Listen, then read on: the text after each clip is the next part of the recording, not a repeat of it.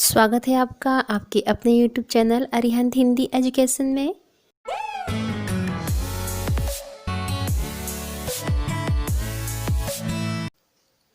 यदि आप मेरे चैनल पर नए हैं तो प्लीज़ मेरे चैनल को सब्सक्राइब करें, लाइक करें, शेयर करें और कमेंट्स भी करें। तो चलिए बढ़ते हैं आज के विषय की ओर। आज आप लोग कक्षा 10 में संस्कृत विषय के अंतर्गत लोकमान्य तिलकः पाठ का हिंदी अनुवाद देखेंगे। तो आप जब भी इस वीडियो को देखें किताबें खोल लें और इसका जो 4-5 लाइन हिंदी दिया है उसे अवश्य पढ़ें।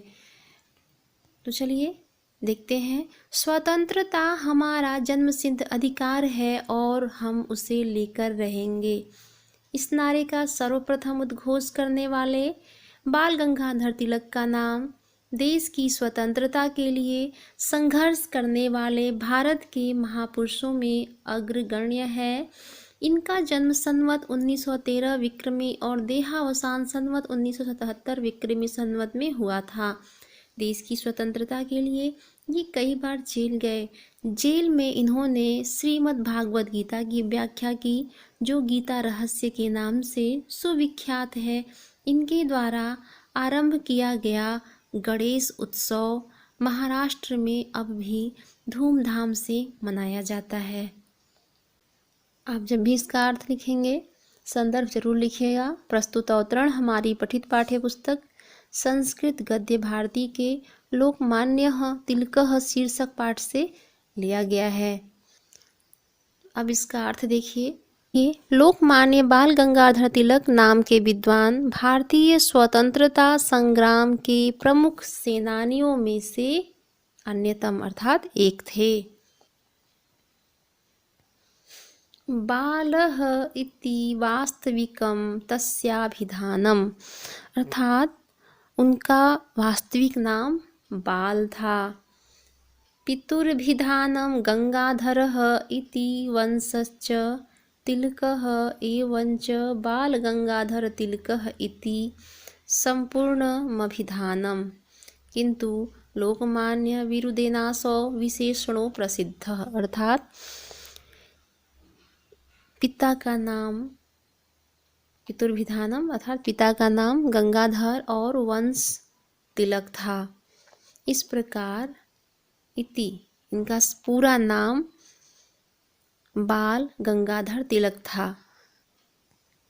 किंतु लोकमान्य विरुदेनासो विशेषणों प्रसिद्ध, किंतु ये विशेष रूप से लोकमान्य रूप से भी प्रसिद्ध है।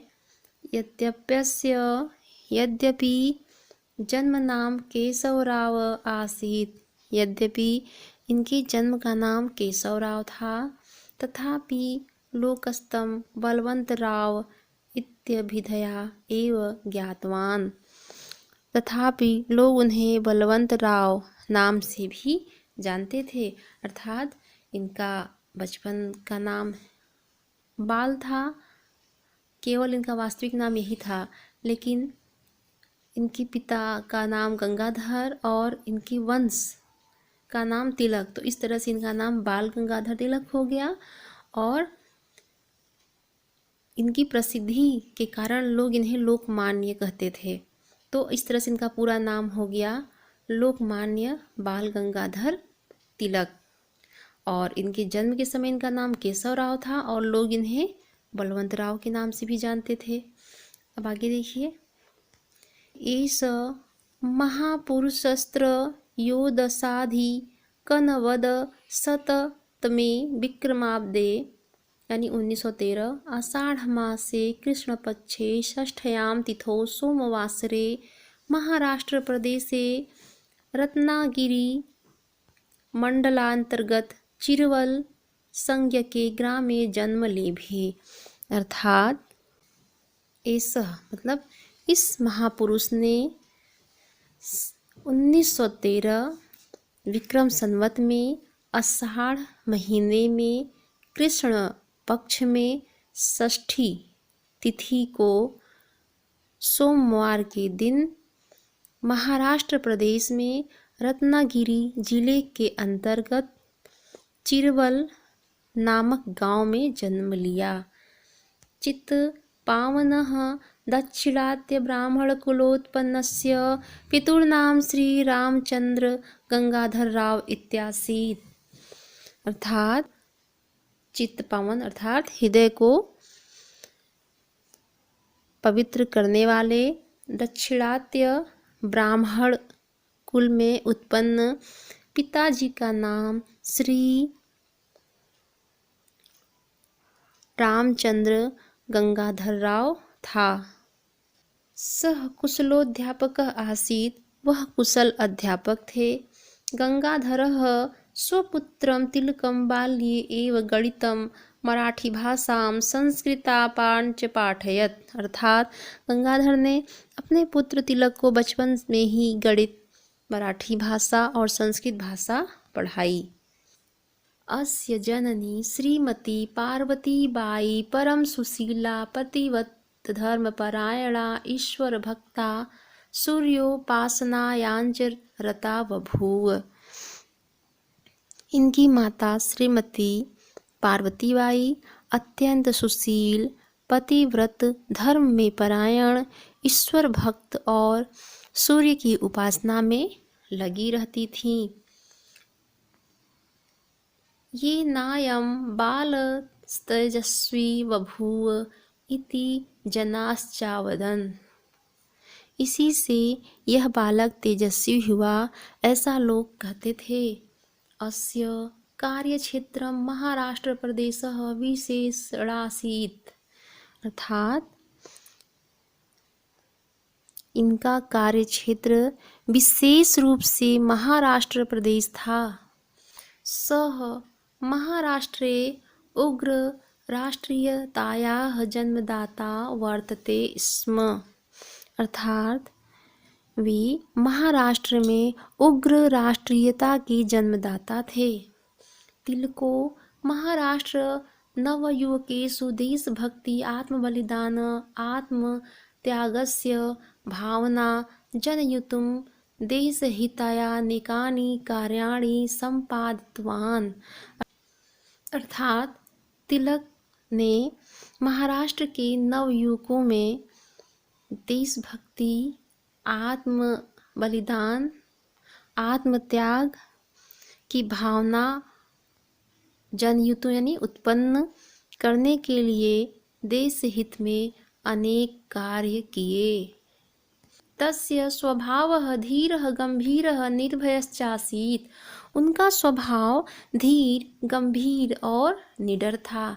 तस्य जीवने वीरमराठानां प्रभावः पूर्ण रूपेणाभवत्। अर्थात उनके जीवन पर पूर्ण रूप से वीर मराठों का प्रभाव था।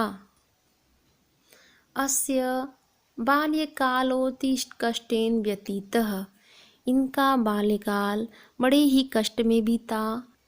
यदा स 10 वर्ष देशीयो भूत तदा तस्य जननी परलोकम गता। जब वे 10 वर्ष के थे तब उनकी माता परलोक को सिधार गईं। अर्थात उनके माता की मृत्यु हो गई। 16 वर्ष देशीयो यदा दशम्या कक्षायां धीते स्म तदा प्रतिहीनो जातोयम शिशुः। 16 वर्ष यानी 16 वर्ष की अवस्था में जब यह 10वीं कक्षा में, दशम्या कक्षा मतलब 10वीं कक्षा में पढ़ते थे, तब इनके पिता भी स्वर्गवासी हो गए या ये पिता से विहीन हो गए। एवं नाना बाधा बाधितोपि सोऽध्ययनं नात्यजत्। इस प्रकार अनेक बाधाओं के आने पर भी उन्होंने अपने अध्ययन को नहीं छोड़ा। विपद्यायु कदापि तस्य धैर्यं चालयितुं न शशाक। अर्थात विपत्ति रूपी वायु भी उनके धैर्य को डिगा नहीं सकी। अस्मिन्नेव वर्षे 3 प्रवेशिका परीक्षा समुत्तीर्णा। इसी वर्ष उन्होंने प्रवेशिका परीक्षा उत्तीर्ण की। किम पट्टिकाया लेखनेन मुखनैवोत्तरं वदिष्यामि। अर्थात ये कहते थे कि स्लेट पर लिखने से क्या फ़ायदा, मैं तो इसका उत्तर मुख से ही बता दूंगा। स गणितस्य कठिन प्रश्नानां मौखिकमेव उत्तरम् अवदत्। और वह गणित के कठिन प्रश्नों का उत्तर मौखिक ही बता देते थे। परीक्षायां पूर्वं क्लिष्ट प्रश्नानां समाधानम् अकरोत्। 10वें वर्षेऽयं शिशुः संस्कृतभाषायां नूतनश्लोकनिर्माणशक्तिं प्रादर्शयत्। अर्थात 10वें वर्ष में इस बालक ने संस्कृत में नए श्लोक रचने की शक्ति प्राप्त कर ली थी या प्रदर्शित कर दी थी। महाविद्यालये प्रवेश समय स नितरां कृशगात्र आसीत्। महाविद्यालय में प्रवेश के समय वे बड़े ही दुर्बल शरीर के थे। दुर्बल शरीरेण स्वबलं वर्धयितुं नदीतरण नौकाचालनादि विविध क्रियाकलापेन स्वगात्रं सुदृढ़ संपादितवान्।